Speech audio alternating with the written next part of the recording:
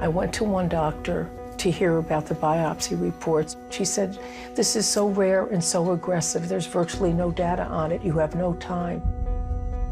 Merilee Koss knew the pain in her lower abdomen meant something was wrong.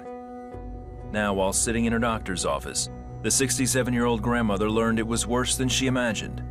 She had a rare, deadly cancer, and she would need radical surgery to remove it, along with part of her intestines. It's life-changing. You'd end up wearing a permanent bag. The cancer was already spreading.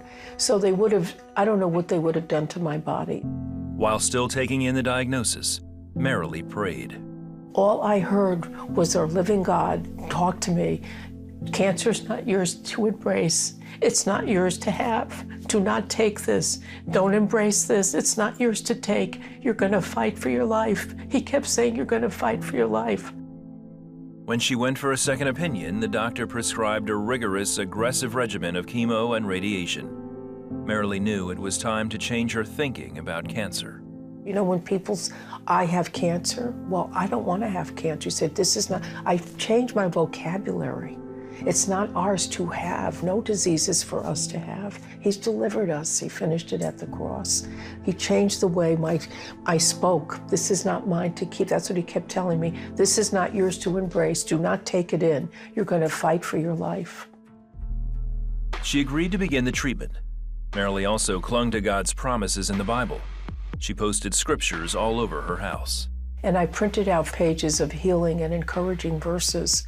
I know that I was fenced in by massive prayer, and I never moved off of the word.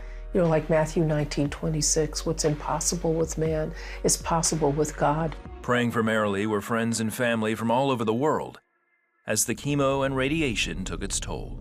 I couldn't barely walk after a while. I was so weak, and I just barely could just lay here on the couch because I just couldn't do much.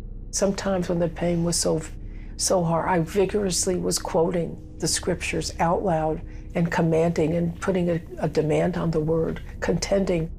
All I can tell you is God carries us in the most difficult trials of our life. After 7 months of treatment, Merilee went to the doctor for a checkup.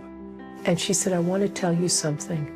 There's no evidence of any tumor. There's no evidence of all the radiation. This is an out-of-the-box miracle. This is beyond anything, she said, I've ever seen in my life. No one can take credit for this except God.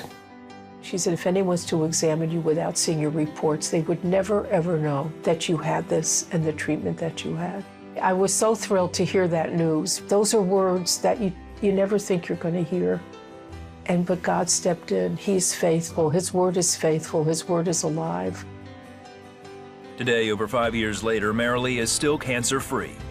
She knows it was the power of prayer that carried her through those dark days of chemo and radiation.